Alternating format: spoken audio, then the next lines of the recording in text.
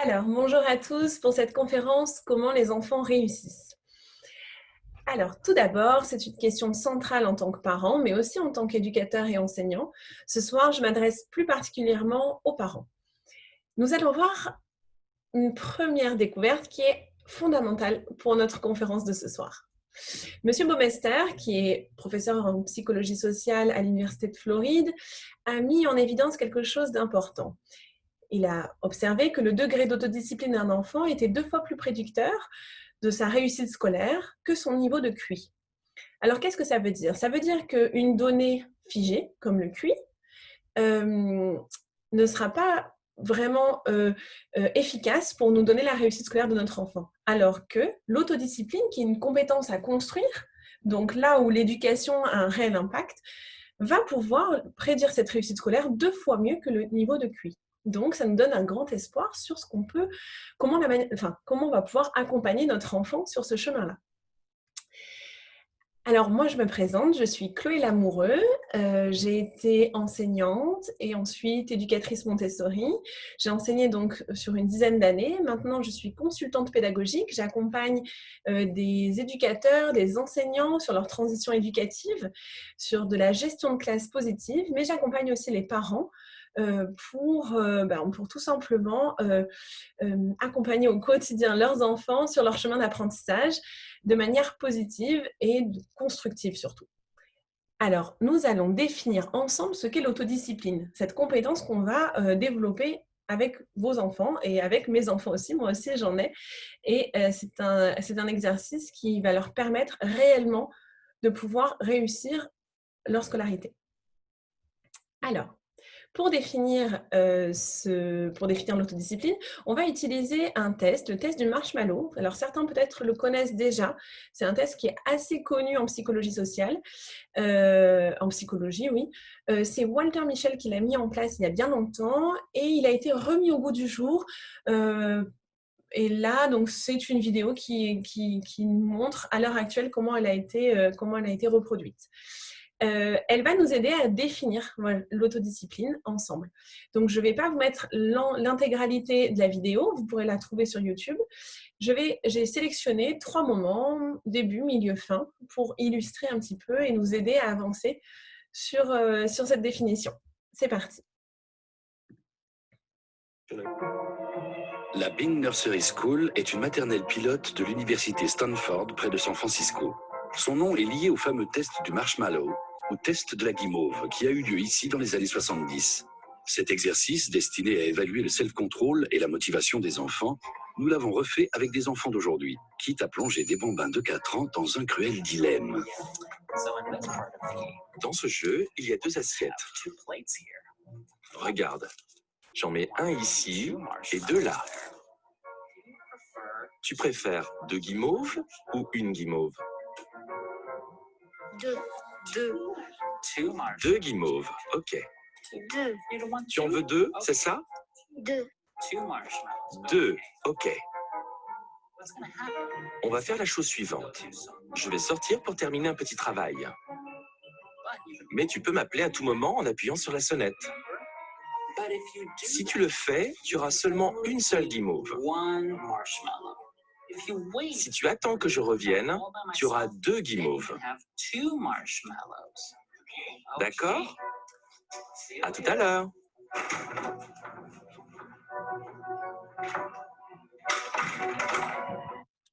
Voilà, donc là, les enfants, par la suite, je ne mets pas toutes les réactions des enfants, mais vous pourrez les voir, elles sont assez intéressantes aussi. On continue. Alors, voilà. C'est parti.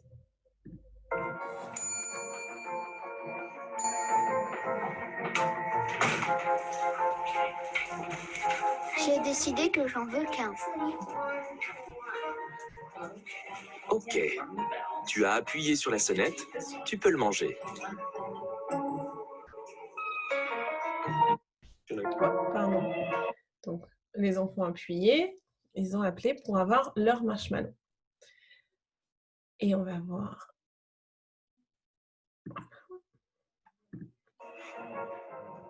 Les enfants qui ont passé ce test en 1970 ont aujourd'hui dépassé la quarantaine. Au fil des années, ils ont été régulièrement consultés. Ceux qui, à l'âge de 4 ans, ont été capables d'attendre un quart d'heure, ont mieux réussi leur test d'admission à l'université. Ils gagnent aussi mieux leur vie. Ils sont plus heureux en ménage et en meilleure santé que ceux qui ont tout de suite englouti leur guimauve. Voilà. Alors, donc, qu'est-ce que nous apprend ce test du marshmallow? Alors, il nous apprend beaucoup de choses, hein. Nous, on va s'intéresser à ce qu'on va pouvoir construire auprès de nos enfants. Il nous apprend une chose, c'est que l'autodiscipline, c'est la capacité à sacrifier de petites satisfactions immédiates au profit d'un objectif plus grand, plus important. Donc, on rappelle que notre QI, qui est une donnée figée sur laquelle on ne peut pas influer, donc on a celle-ci, et on a l'autodiscipline en face, qui est une compétence à construire. Donc, cette compétence-là à sacrifier des petites satisfactions immédiates. Et c'est ce qu'on va nous travailler à la maison. Alors, on continue. Maintenant, on va rentrer dans un peu plus de concret. Alors, ce que je vais vous demander pour connaître un petit peu plus votre état d'esprit, donc sur ces deux, sur le QI, l'autodiscipline, on va continuer là-dessus pour connaître votre état d'esprit en matière d'éducation. On a en gros deux grandes pensées en matière d'éducation. Donc, on va faire ce petit exercice ensemble et je vais vous expliquer la suite. Avec laquelle de ces deux phrases êtes-vous le plus d'accord? Posez-vous bien.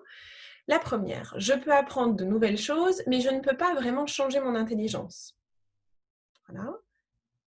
La deuxième, peu importe mon niveau d'intelligence actuel, je peux toujours le changer avec de l'exercice et de l'implication. Alors là, c'est très réduit, bien entendu, parce on fait quelque chose, une conférence assez efficace et rapide, mais on peut aller plus loin. En termes d'éducation, on a souvent deux grandes pensées, une qui est assez figée et une qui est assez dynamique. Donc la pensée figée, on va la voir maintenant, c'est Carol Dweck qui l'a mise en lumière, enfin une des personnes qui l'a fait. C'est une professeure en psychologie sociale encore à l'université de Stanford. Alors, elle a bien identifié les deux types de mentalités. Donc, il y a la fixed mindset et growth mindset. La pensée, l'état d'esprit, on va dire, figé, et l'état d'esprit dynamique. Alors, on va voir ça dans l'éducation, dans les écoles d'abord, et puis dans l'éducation ensuite à la maison. Dans les écoles, ça va, je vous ai mis deux captures d'écran que vous voyez là, je vais faire avec le pointeur. Donc, dans la première capture d'écran ici, vous avez donc que l'état d'esprit figé revient à penser qu'on va mesurer des capacités de l'enfant, alors que l'autre état d'esprit va mesurer plutôt ses progrès. D'accord? Si vous réfléchissez un petit peu à l'école dans laquelle vous avez inscrit vos enfants, par exemple, ici on a beaucoup de personnes qui sont des enfants qui sont en école Montessori, vous allez voir ce que mesurent souvent les éducateurs des compétences de vos enfants. Est-ce que ce sont leurs capacités ou les progrès qu'ils ont faits? Donc voilà. Ensuite, en termes d'évaluation, on va plutôt prouver ses capacités quand on est l'élève, alors qu'on va les développer quand on est dans un état d'esprit dynamique. Et ça, c'est fondamental. Vous allez voir, on va voir avec des petites phrases la différence entre ces deux états d'esprit et qui change totalement la donne par la suite, comme on l'a expliqué avec l'autodiscipline. La deuxième capture d'écran nous montre les réactions face à l'échec. Un enfant qui est élevé et qui a cette vision-là assez figée, quand il va avoir un échec, il va se dire quoi? Je suis nul, je ne suis pas doué, je vais laisser tomber. D'accord? Alors qu'un enfant qui est élevé dans un état d'esprit dynamique, en mentalité de développement, va se dire « je n'ai pas compris, je n'ai peut-être pas assez étudié, il faut que je travaille un peu plus ». Voilà. Et il y a une notion qui est fondamentale dans ces deux états d'esprit, comment on accompagne nos enfants dans leurs apprentissages, ça va être la notion d'effort. Alors la notion d'effort, elle peut être vécue de deux manières totalement différentes. La première, dans un état d'esprit figé, va être de se dire si je fais un effort, si je fournis un effort, c'est que je n'ai pas de talent. Donc, je vais changer de domaine dans lequel je suis plus douée et dans lequel il n'y a pas d'effort à fournir. Et la deuxième vision de l'effort, qui est dans un état d'esprit plus dynamique, ça va être de dire, si je fournis un effort, c'est que je suis en train de faire des progrès et que je vais vers le chemin de la réussite. Et donc là, tout est à construire en réalité. C'est une vision beaucoup moins fataliste. Donc, on va continuer là-dessus ensemble. Alors, Maria Montessori.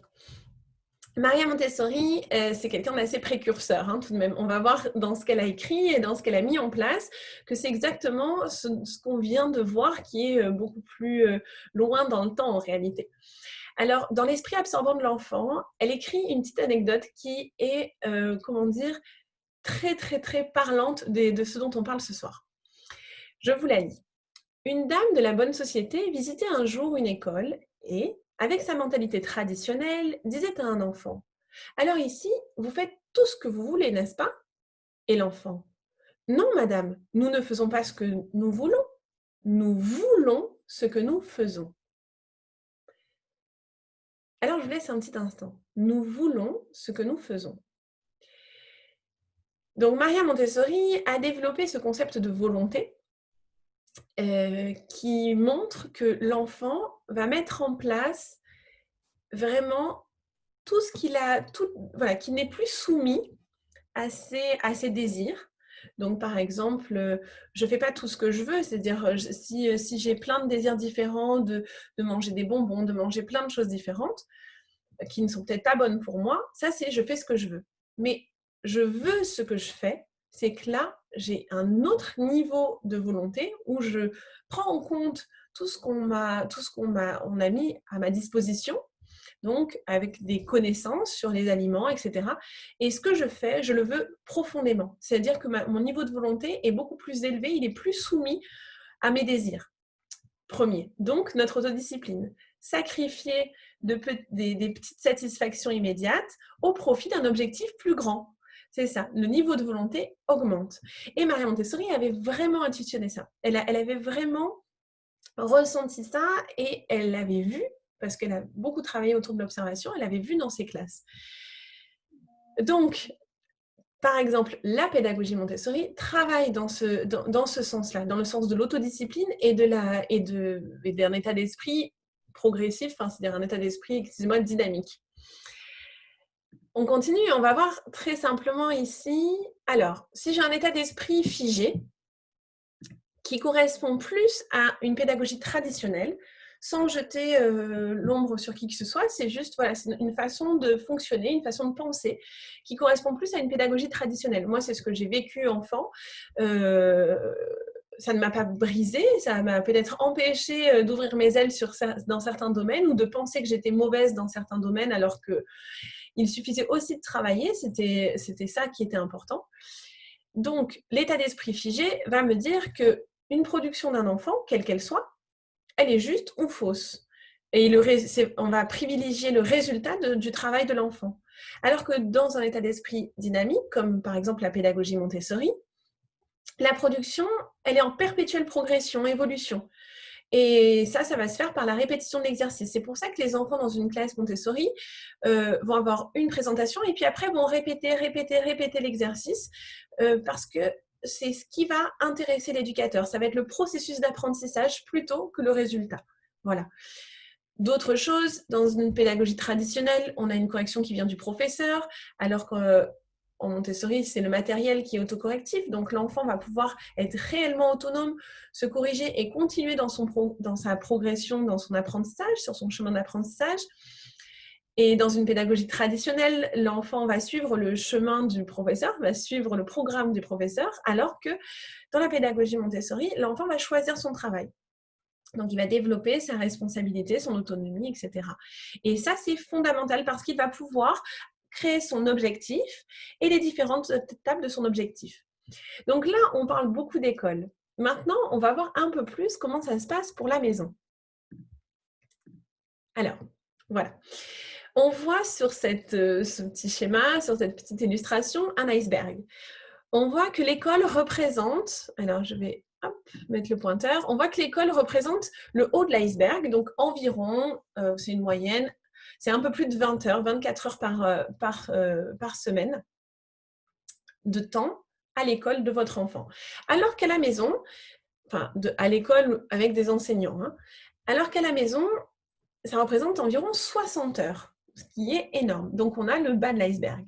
Alors, l'idée, c'est de se dire que oui, votre enfant est dans une école Montessori, Donc, il a déjà un beau bagage, il a un bel accompagnement sur le développement de son autodiscipline et sur cette pensée, cet état d'esprit en tout cas qui est beaucoup plus dynamique. Donc, on est sur un bon chemin, mais le travail à la maison est fondamental. En fait, il représente une énorme partie de cet accompagnement. Et c'est pour ça qu'il m'a semblé fondamental à moi de m'adresser aussi aux parents et de leur donner des clés à la maison, très concrètes, pour accompagner le travail aussi qui se faisait à la maison, pour plus de cohérence. Parce que là, ce qu'on voit, c'est que notre iceberg, il ne fait qu'un.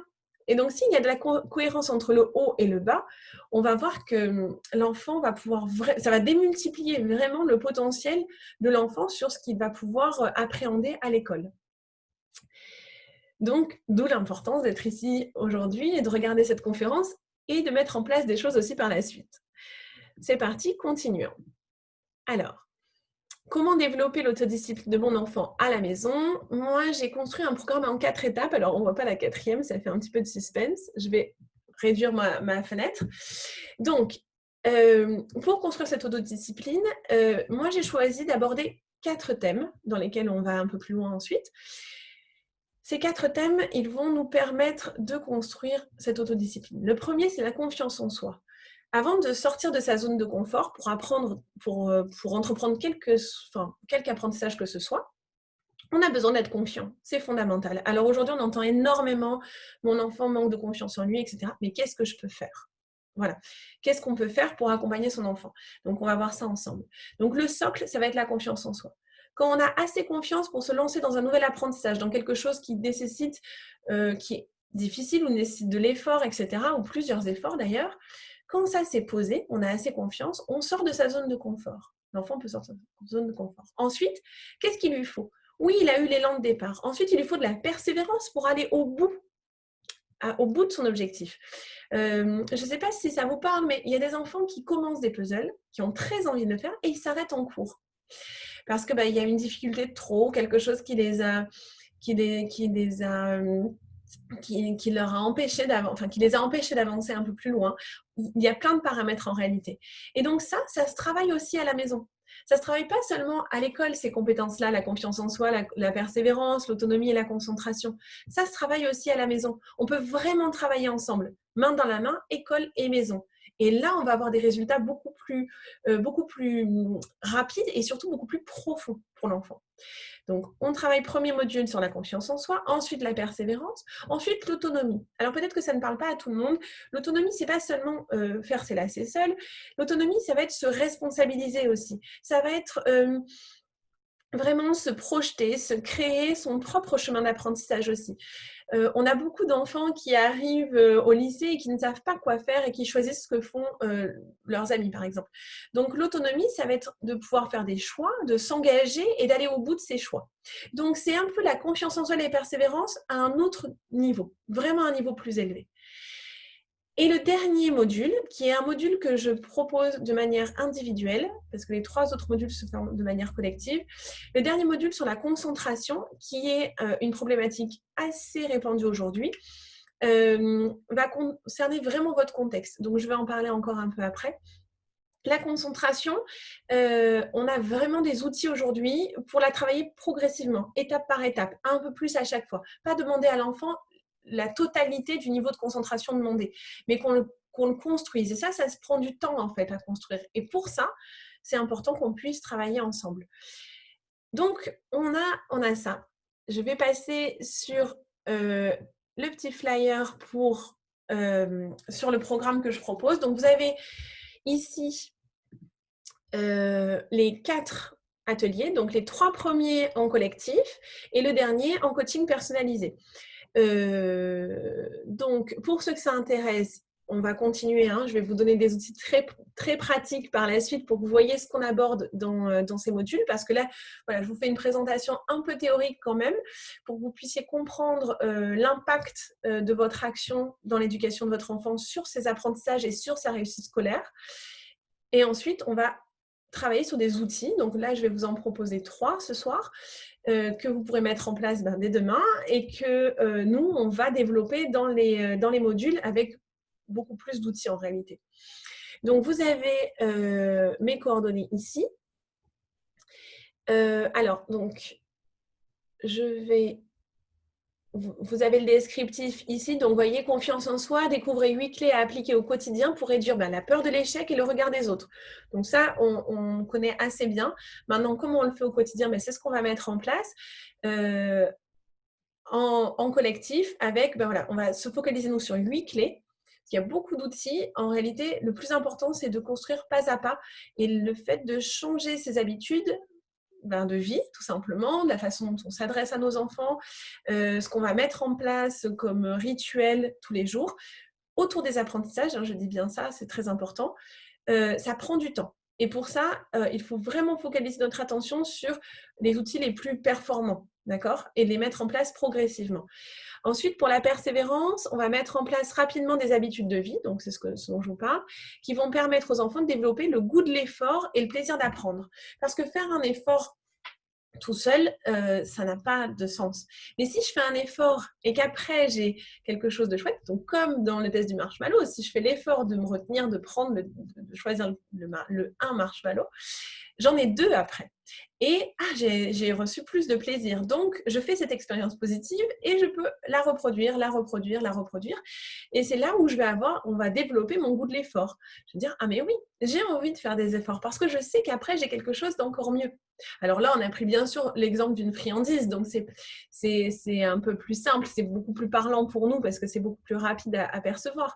Pour les apprentissages, ça va se faire sur du long terme, un peu plus en tout cas, que sur une expérience comme ça. L'atelier numéro 3 sur l'autonomie. Donc, comme je vous ai dit, ça ne s'arrête pas à faire ses lacets tout seul. On va bien plus loin que ça en apprenant à nos enfants à faire des choix, réellement, à faire ses propres choix en totale conscience. Nous voulons ce que nous faisons. Je vous rappelle ce que disait Maria Montessori. Ce sont ses élèves. Nous voulons ce que nous faisons. Vraiment que l'enfant puisse faire des choix conscients et qu'il puisse se responsabiliser pour aller au bout. Et du coup, ça va lui permettre de s'investir pleinement dans ses apprentissages. Parce qu'on dit qu'un enfant, par exemple, pour une activité sportive, on a déjà donné cet exemple, un enfant qui s'engage dans une activité sportive et qui s'arrête en cours d'année. Il y a beaucoup de choses qu'on peut se poser comme question sur cette situation. Qu'est-ce que je fais? Est-ce que pour développer son goût de l'effort, je lui dis qu'il faut qu'il aille au bout de ce qu'il a fait?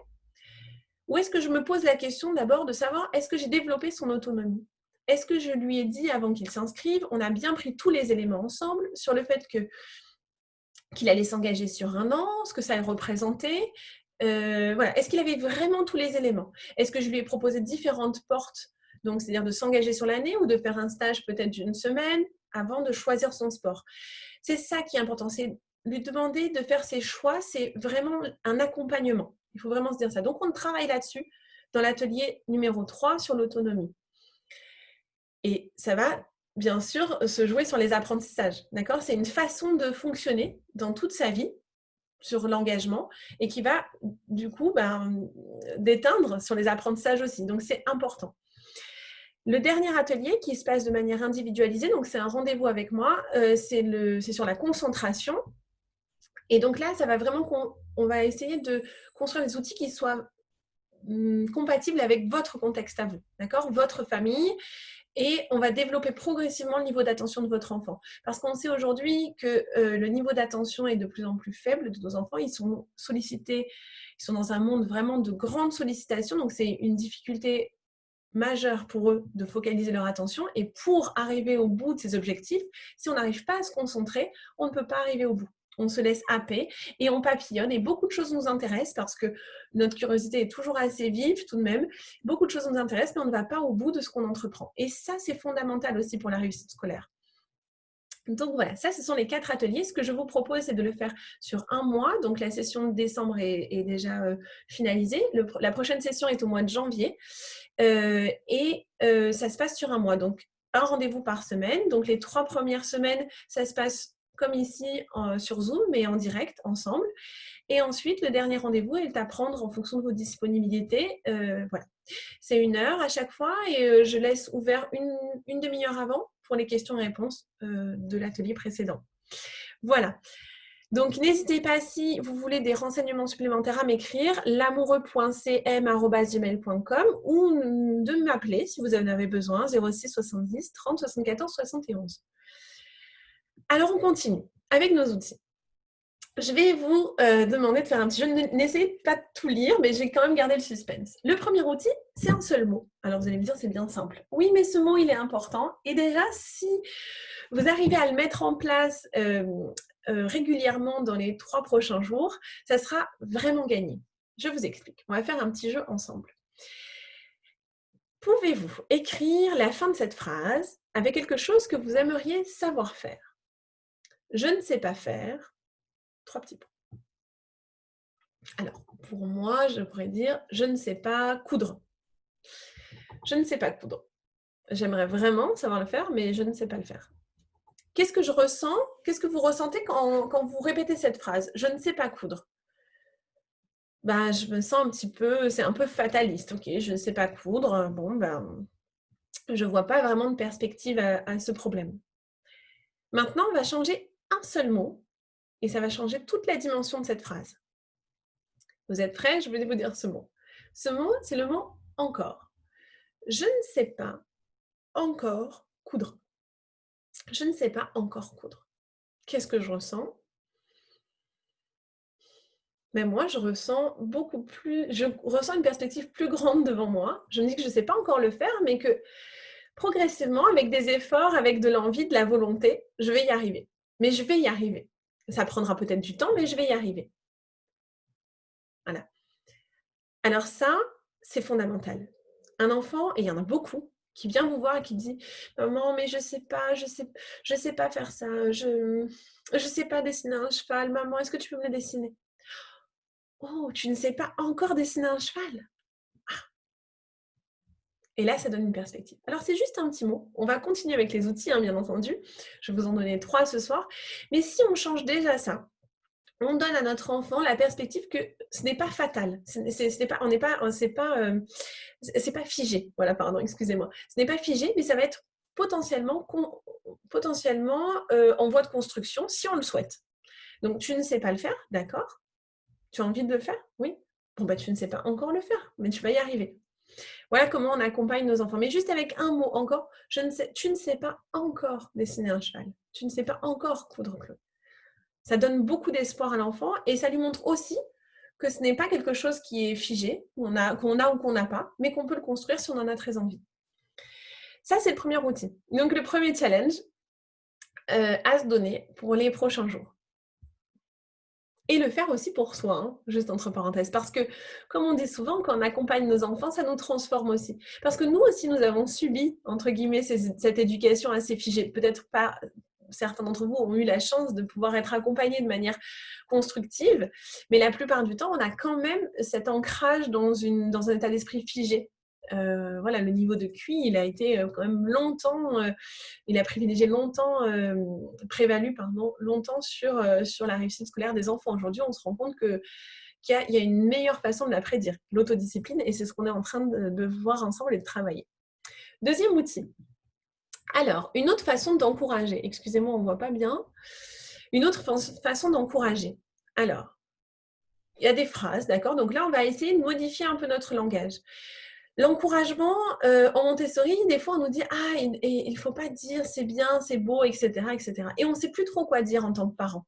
On a peur de faire une bêtise, des fois. On se dit « Mince, mais qu'est-ce qu'il faut que je dise quand mon enfant m'amène son dessin? Qu'est-ce qu'il faut que je dise pour que ça soit positif pour lui et constructif ?» Et ça, je vous comprends, ce n'est pas évident. Même en tant qu'éducateur, ce n'est pas évident au départ de trouver la bonne posture.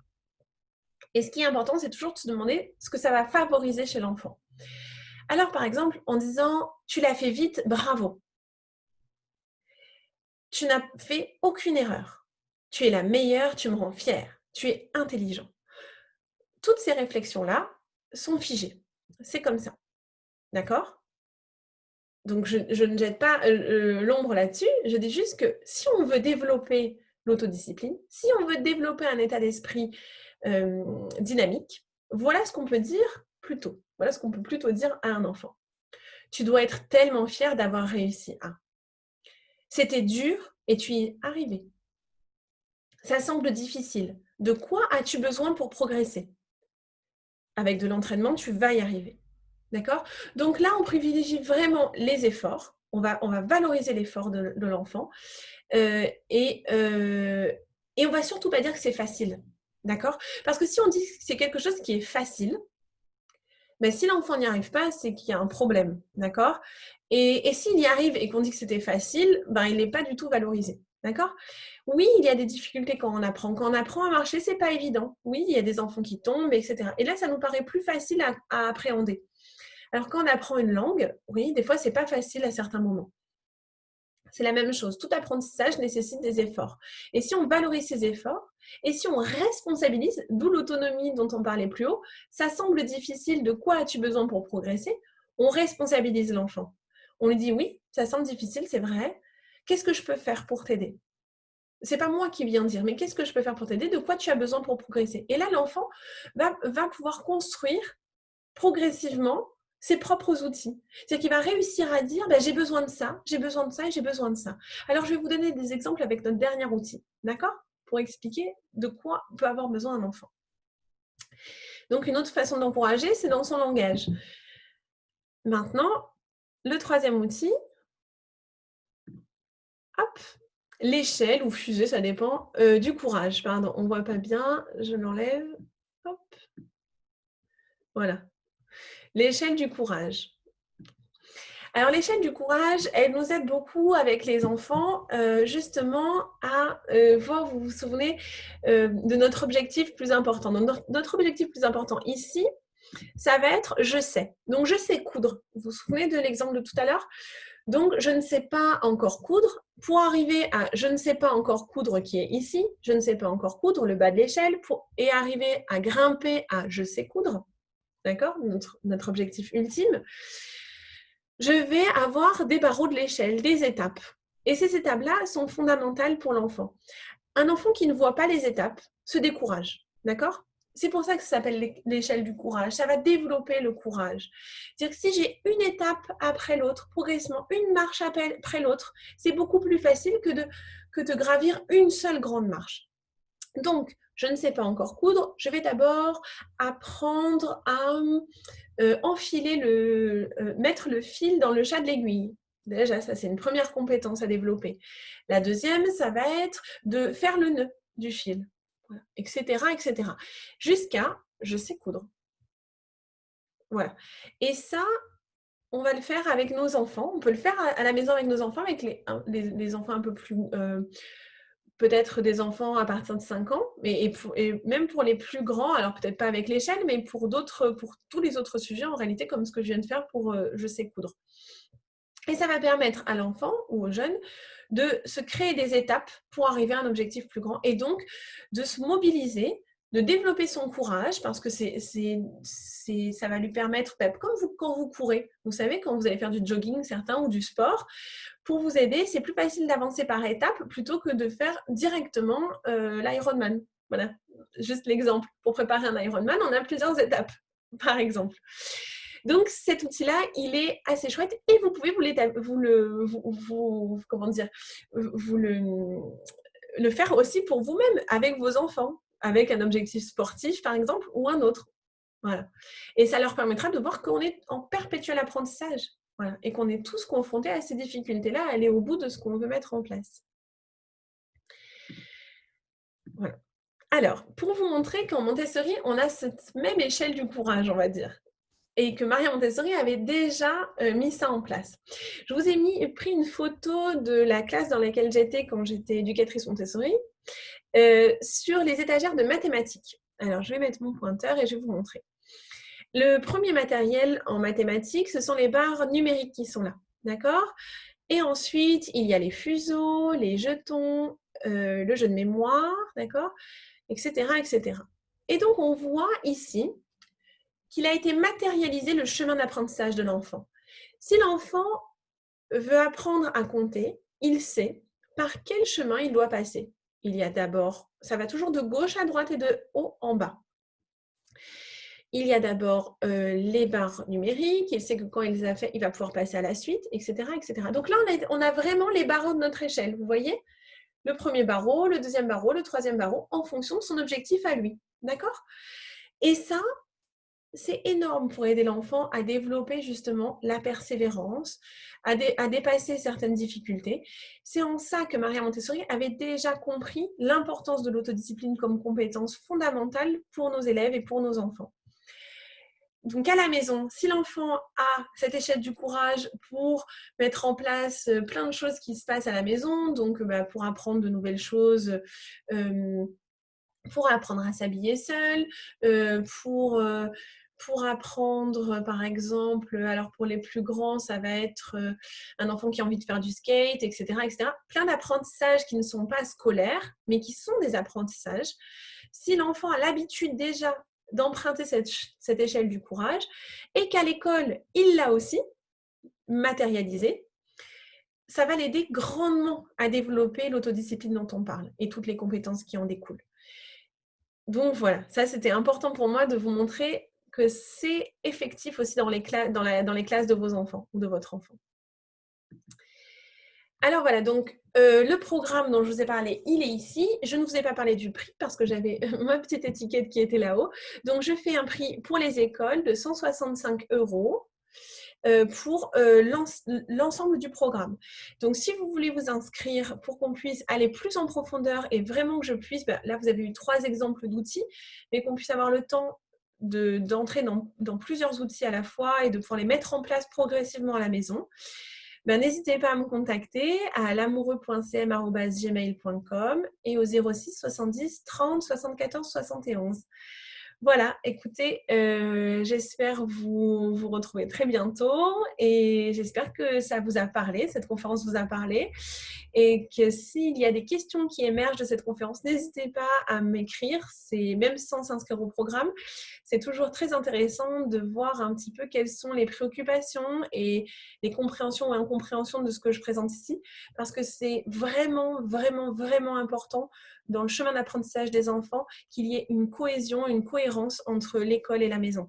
Alors, c'est facile à dire, mais maintenant, là, vous avez vraiment vu que dans la classe de vos enfants, une classe Montessori, et ce que vous pouvez mettre en place, il peut vraiment y avoir un pont qui va permettre aux enfants de justement profiter pleinement de la pédagogie avec laquelle ils sont accompagnés chaque jour. Voilà. Je vous souhaite une très bonne journée ou une bonne fin de journée et je vous dis à très bientôt.